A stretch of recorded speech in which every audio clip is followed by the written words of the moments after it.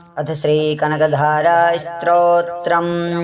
ॐ अङ्गं हरिः पुलकभूषणमाश्रयन्ते भृङ्गाङ्गनेव मुकुलाभरणं तमालम् अङ्गीकृताखिलविभूतिरिपाङ्गलीला माङ्गल्यदास्तु मम मङ्गलदेवतायाः। मुग्धा मुहुर्विदधति वदने मुरारेः प्रेमतृपा प्रणिहितानि गतागतानि मालादृशोर्मधुकरीव महोत्पलेयाम् सा मे स्त्रियं दिशतु सागरसम्भवायाः। विश्वामरेन्द्रपदभिभ्रमदानदक्षम् आनन्दहेतुरधिकं मुरुविद्विषोऽपि ईसन्निसीदतु मयि क्षणमीक्षणार्धम् इन्दीवरोदरि सहोदरमिन्दिरायाः। आमीलिताक्षमधिगं ममुदा मुकुन्दम् आनन्दकन्दमणिमेषमनङ्गतन्त्रम् आकेकरस्थितकनीनिकपक्ष्मनेत्रम् भूत्यै भवेन मम भुजङ्गशयाङ्गनायाः। बहवन्तरे मधुजितः श्रितकौस्तुभेयाम्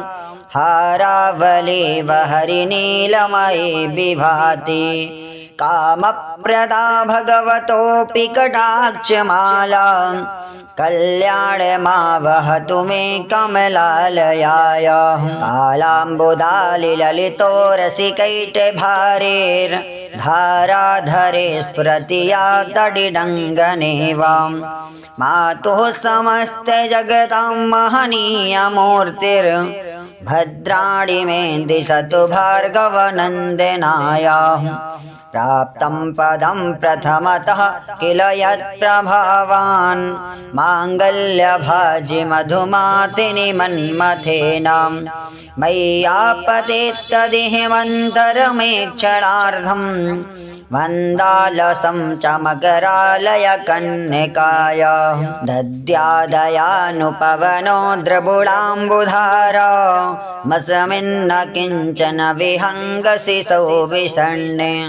दुष्कर्मघर्ममपनीय चिराय दूरम् नारायण प्रणयनी नयनाम्बुवाहः। इष्टाविशिष्टमतयोऽपि यया दयार्द्रां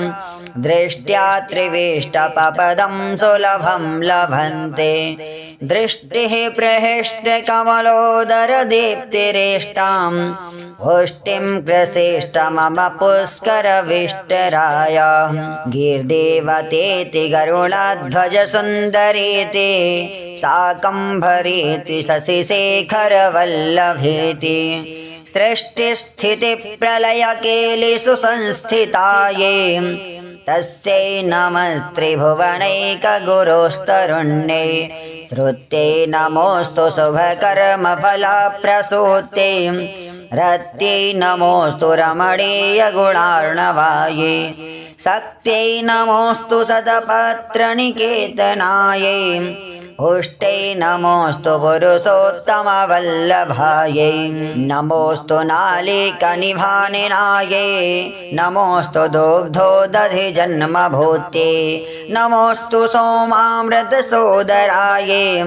नमोऽस्तु नारायणवल्लभायै। सम्पत्कराणि सकलेन्द्रियनन्दनानि साम्राज्यदानविभवानि सर्वोरुहाक्षि त्वद्वन्दनानि दुरिताहरणोद्यतानि मामेव मातर्निशं कलयन्तु मान्ये। यत्कटाक्षमुपासनाविधे सेवकस्य सकलार्थसम्पदः सन्तनोति वचनाङ्गमानसे स्वां मुरारिहृदयेश्वरीं भजे। सरसिजनिलये सरोजहस्ते धवलतवांशुकगन्धमाल्यशोभे भगवति हरिवल्लभे मनोज्ञे त्रिभुवनभूतिकरे प्रसीद मह्यम्। दिग्धस्तिभिः कनककुम्भमुखावसृष्टा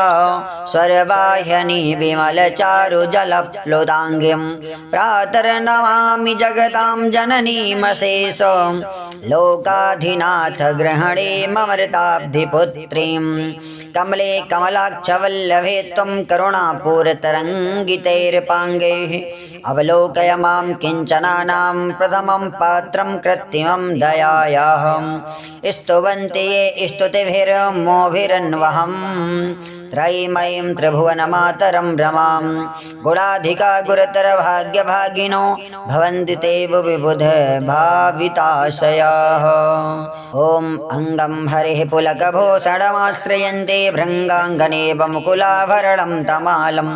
अङ्गे कृताखिल विभूतिर्वाङ्गलीला माङ्गल्यदास्तु मम मङ्गलदेवतायाः मुग्धा मुहुर्विदधते वदने मुरारेः प्रेमत्रपा प्रणिहितानि गतागतानि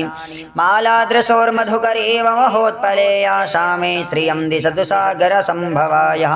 विश्वामरेन्द्रपदभिभ्रमदानि दच्छम् आनन्दहेतुरधिकं मुरविद्विषोऽपि ईसन्निषेधतु मयि क्षणमीक्षणार्धम् इन्देवरोदर सहोदरमिन्दिरायाः आमीलिताक्षमधिकं ममुदा मुकुन्दम् आनन्दकन्दमनिमेषमनङ्गतन्त्रम् अकेकरस्थितकनेनिकपक्ष्मनेत्रं भूते भवेन मम भुजङ्गशयाङ्गनायाः महवन्तरे मधुजितः श्रितकौस्तुभे आहारावलीव हरिनीलमयी विभाति कामप्रदा भगवतोऽपि कटाक्षमाला कल्याणमावहतु मे कमलालयायाः कालाम्बुदालिललितोरसिकैटभारेर्धाराधरे स्मृतिया तरिडङ्गनेव मातुः समस्तजगतां महनीयमूर्तिर्भद्राणि मे दिशतु भार्गवनन्दनायाः प्राप्तं पदं प्रथमतः किल यत्प्रभावान् माङ्गल्यभाजि मधुमाथिनि मन्मथेन मय्यापते तदिहमन्थरमीक्षणार्धं मन्दालसं च मकरालय कन्यकायाः दद्यादयानुपवनो द्रविडाम्बुधारामस्मिन्न किञ्चन विहङ्गसि सौभिषण्णे दुष्कर्मघरमपनीय चिराय दूरं नारायण प्रणयनी नयनाम्बुवाहः इष्टाविशिष्टमतयोऽपि यया दयार्द्रा दृष्ट्या त्रिविष्टभवदं सुलभं लभन्ते दृष्टिः प्रहष्टकमलोदरदीप्तिरेष्टां पुष्टिं प्रशिष्ट मम पुष्करविष्टरायाहं गीर्देवतीति करुणध्वज सुन्दरीति शाकम्भरीति शशिशेखरवल्लभीति सृष्टिस्थिति प्रलयकेलिषु संस्थितायै तस्यै नमस्त्रिभुवनैकगुरुस्तरुण्ये हृत्यै नमोऽस्तु शुभकर्मफलप्रसूत्यै रत्यै नमोऽस्तु रमणीयगुणार्णवायै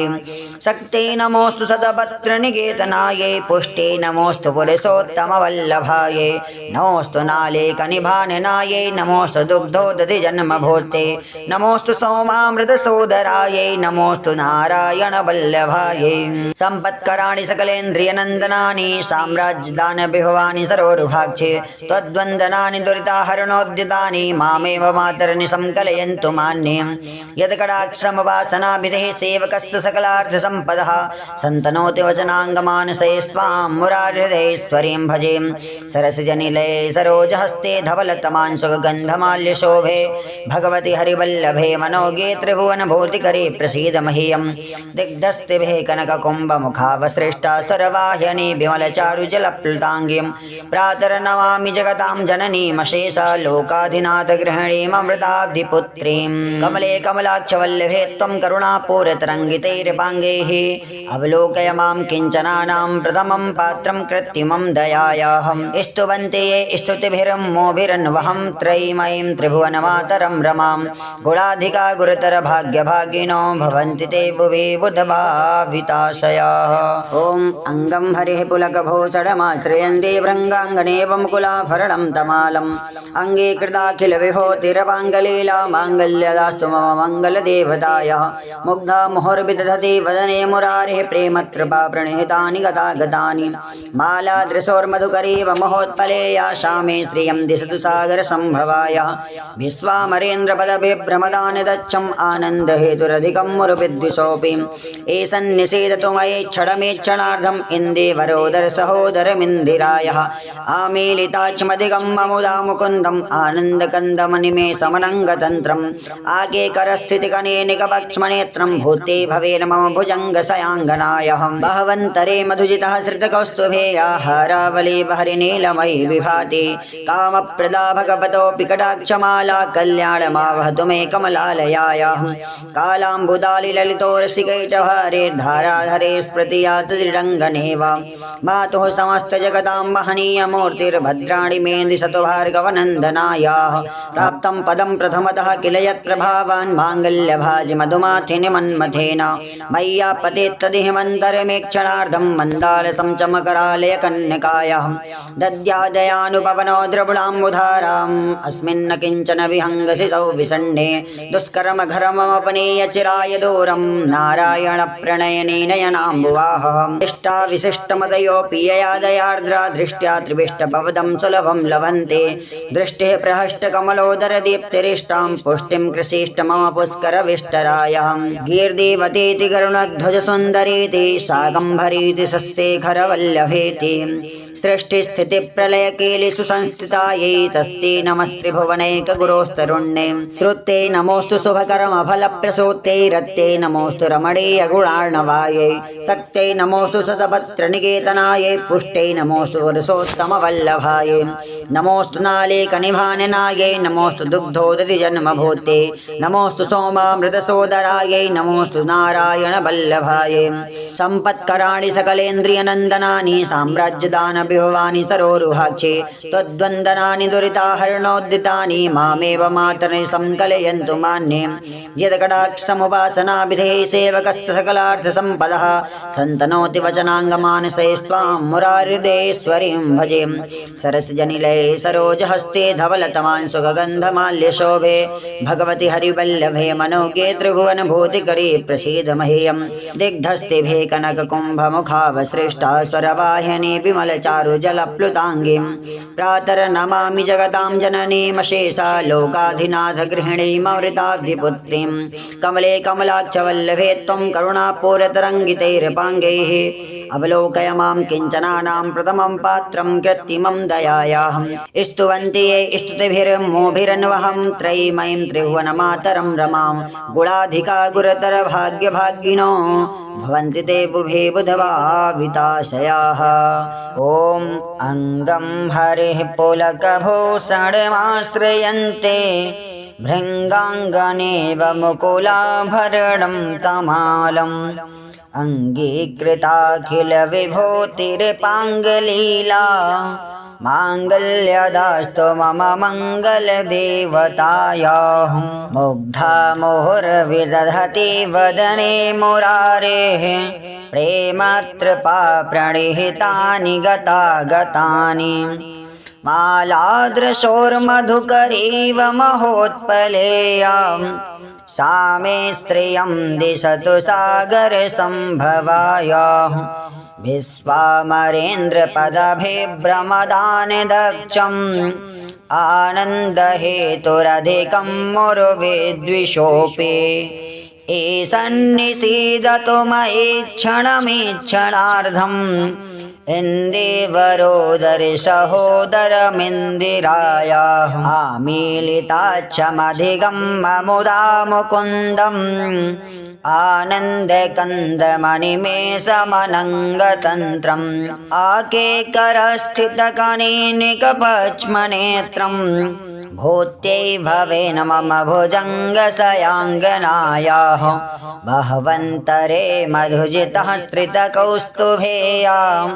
हारावली बहरिनीलमयी विभाति कामप्रदा भगवतोऽपि कटाक्षमाला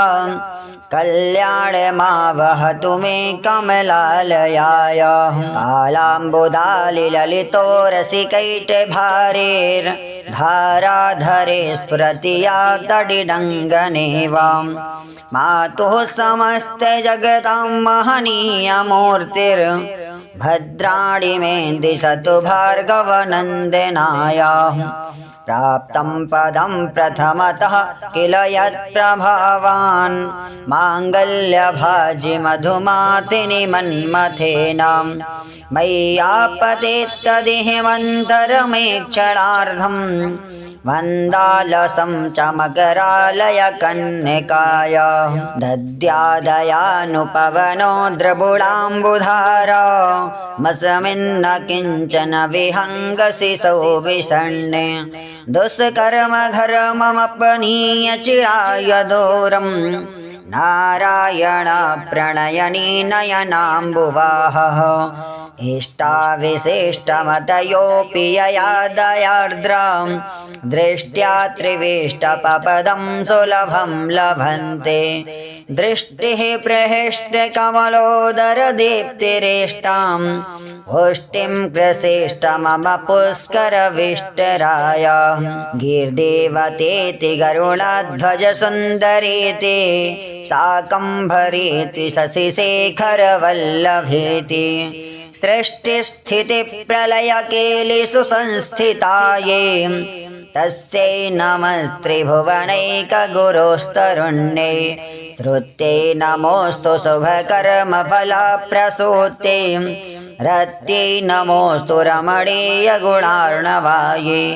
शक्त्यै नमोऽस्तु शतपत्रनिकेतनायै पुष्टै नमोऽस्तु पुरुषोत्तमवल्लभायै नमोऽस्तु नालिकनिभानिनायै नमोऽस्तु दुग्धोदधिजन्मभूत्यै नमोऽस्तु सोमामृतसोदरायै नमोऽस्तु नारायणवल्लभायै सम्पत्कराणि सकलेन्द्रियनन्दनानि साम्राज्यदानविभवानि सर्वोरुहाक्षि त्वद्वन्दनानि दुरिताहरणोद्यतानि मामेव मातर्निशं कलयन्तु मान्ये यत्कटाक्षमुपासनाविधे सेवकस्य सकलार्थसम्पदः सन्तनोति वचनाङ्गमानसे स्वां मुरारिहृदयेश्वरीं भजे सरसिजनिलये सरोजहस्ते धवलतमांशुकगन्धमाल्यशोभे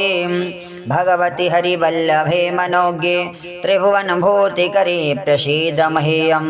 दिग्धस्तिभिः कनककुम्भमुखावसृष्टा स्वर्वाहिनी विमलचारुजलप्लुताङ्गीं प्रातर्नमामि जगतां जननीमशेष लोकाधिनाथ गृहणीममृताब्धिपुत्रीं कमले कमलाक्षवल्लभे त्वं करुणापूरतरङ्गितैर्पाङ्गैः अवलोकय मां किञ्चनानां प्रथमं पात्रं कृत्रिमं दयायाः स्तुवन्ति ये स्तुतिभिर्मोभिरन्वहं त्रयीमयीं त्रिभुवनमातरं रमां गुणाधिका गुरुतरभाग्यभागिनो भवन्ति ते विबुध भाविताशयाः ॐ अङ्गं हरिः पुलकभूषणमाश्रयन्ते भृङ्गाङ्गनेव मुकुलाभरणं तमालम् अङ्गे कृताखिलविभूतिर्वाङ्गलीला माङ्गल्यदास्तु मम मङ्गलदेवतायः मुग्धा मुहुर्विदधते वदने मुरारेः प्रेमत्रपाप्रणिहितानि गतागतानि मालादृशोर्मधुकरेव महोत्पलेया सामे श्रियं दिशतु सागरसम्भवाय विश्वामरेन्द्रपदभिभ्रमदानदच्छम् आनन्दहेतुरधिकं मुरुविद्विषोऽपि ईशन्निषेधतु मयि क्षणमीक्षणार्धम् इन्देवरोदरसहोदरमिन्दिरायाः आमीलिताक्षमधिकं ममुदा मुकुन्दम् आनन्दकन्दमनिमेषमनङ्गतन्त्रम् अकेकरस्थितकनेनिकपक्ष्मनेत्रं भूते भवेर् मम भुजङ्गशयाङ्गनायाः बाह्वन्तरे मधुजितः श्रितकौस्तुभेयाहारावलीव हरिनीलमयी विभाति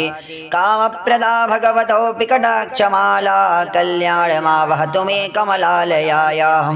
कालाम्बुदालिललितो रसिकैटभारेर्धाराधरे स्मृतिया तरिडङ्गनेव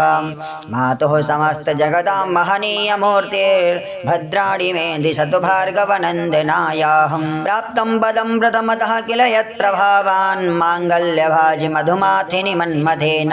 मय्यापते तदिहमन्तरमीक्षणार्धं मन्दालसं च मकरालय कन्यकायाः दद्यादयानुपवनो द्रविडाम्बुधारामस्मिन्न किञ्चन विहङ्गसि सौभिषण्णे दुष्कर्मघर्ममपनीय चिराय दूरं नारायण प्रणयनी नयनाम्बुवाहः इष्टाविशिष्टमतयोऽपि यया दयार्द्रा दृष्ट्या त्रिविष्टपवदं सुलभं लभन्ते दृष्टिः प्रहष्टकमलोदरदीप्तिरेष्टां पुष्टिं कृषिष्ट मम पुष्करविष्टरायाहं गीर्देवतीति गरुणध्वजसुन्दरीति शाकम्भरीति शशिशेखरवल्लभीति सृष्टिस्थितिप्रलयकेलिषु संस्थितायै तस्यै नमस्त्रिभुवनैकगुरुस्तरुण्ये हृत्यै नमोऽस्तु शुभकर्मफलप्रसूत्यै रत्यै नमोऽस्तु रमणीयगुणार्णवायै शक्त्यै नमोऽस्तु सतपत्रनिकेतनायै पुष्ट्यै नमोऽस्तु पुरुषोत्तमवल्लभायै नमोऽस्तु नालेकनिभाननायै नमोऽस्तु दुग्धोदधिजन्मभूत्यै नमोऽस्तु सोमामृतसोदरायै नमोऽस्तु नारायणवल्लभायै सम्पत्कराणि सकलेन्द्रियनन्दनानि साम्राज्यदानविभवानि सरोरुभाक्षे त्वद्वन्दनानि दुरिताहरणोद्यतानि मामेव मातरनि संकलयन्तु मान्ये यत्कटाक्षमवासनाभिधेः सेवकस्य सकलार्थसम्पदः सन्तनोति वचनाङ्गमानसे स्वां मुरारिहृदयेश्वरीं भजे सरसिजनिलये सरोजहस्ते धवलतमांशुकगन्धमाल्यशोभे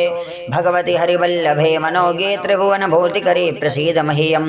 दिग्धस्तिभिः कनककुम्भमुखावसृष्टा सरवाह्यनि विमलचारुजलप्लुताङ्गीं प्रातर्नमामि जगतां जननीमशेषा लोकाधिनाथगृहिणीममृताब्धिपुत्रीं कमले कमलाक्षवल्लभे त्वं करुणापूरतरङ्गितैर्पाङ्गैः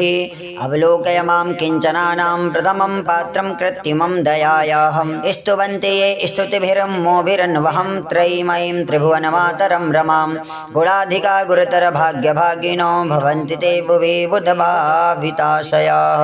ॐ अङ्गं हरिः पुलकभूषणमाश्रयन्ति भृङ्गाङ्गनेव मुकुलाभरणं तमालम् अङ्गे कृताखिलविभूतिरवाङ्गलीला माङ्गल्यदास्तु मम मङ्गलदेवतायाः मुग्धा मुहुर्विदधति वदने मुरारिः प्रेमकृपाप्रणिहितानि गतागतानि मालादृशोर्मधुकरीव महोत्पलेया शामे श्रियं दिशतु सागरसम्भवायाः विश्वामरेन्द्रपदभिभ्रमदानि दच्छम् आनन्दहेतुरधिकं मुरुविद्विषोऽपि एषन्निषेधतु मयि क्षणमेक्षणार्धम् इन्देवरोदरसहोदरमिन्दिरायः आमीलिताक्षमधिकं ममुदा मुकुन्दम् आनन्दकन्दमनिमेषमनङ्गतन्त्रम् आगेकरस्थितिकनेनिकपक्ष्मनेत्रं भूते भवेन मम भुजङ्गशयाङ्गनायः बहवन्तरे मधुजितः श्रितकौस्तुभेयाः रावली बहरिनीलमयी विभाति कामप्रदा भगवतोऽपि कटाक्षमाला कल्याणमावहतु मे कमलालयायाः कालाम्बुदालिललितोरसिकैटभारेर्धाराधरे स्मृतियात् दृढङ्गनेव मातुः समस्तजगतां महनीयमूर्तिर्भद्राणि मेन्दिशतु भार्गवनन्दनायाः प्राप्तं पदं प्रथमतः किल यत्र भावान् माङ्गल्यभाजि मधुमाथिनि मन्मथेन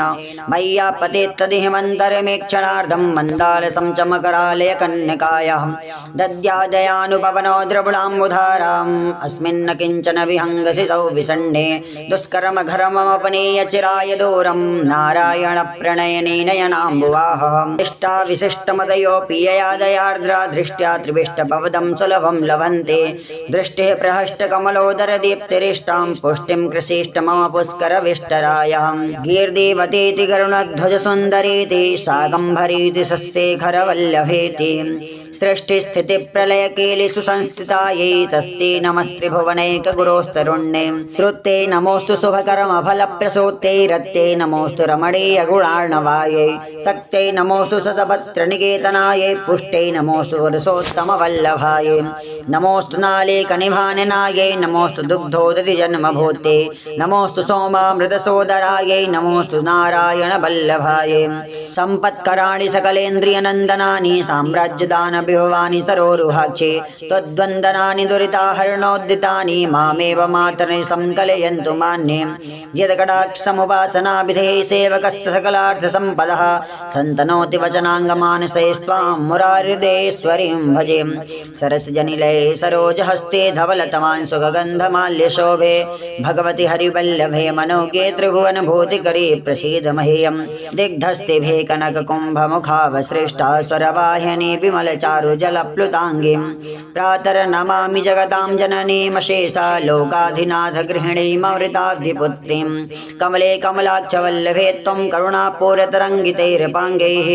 अवलोकय मां किञ्चनानां प्रथमं पात्रं कृत्रिमं दयायाः स्तुवन्ति ये स्तुतिभिर्मोभिरन्वहं त्रयीमयीं त्रिभुवनमातरं रमां गुणाधिका गुरुतरभाग्यभागिनो भवन्ति ते बुभे बुधवाविताशयाः। ॐ आदिशङ्कराचार्यकृत श्रीकनकधारास्तोत्रं सम्पूर्णम्। ॐ श्रीमहालक्ष्म्यै नमो नमः।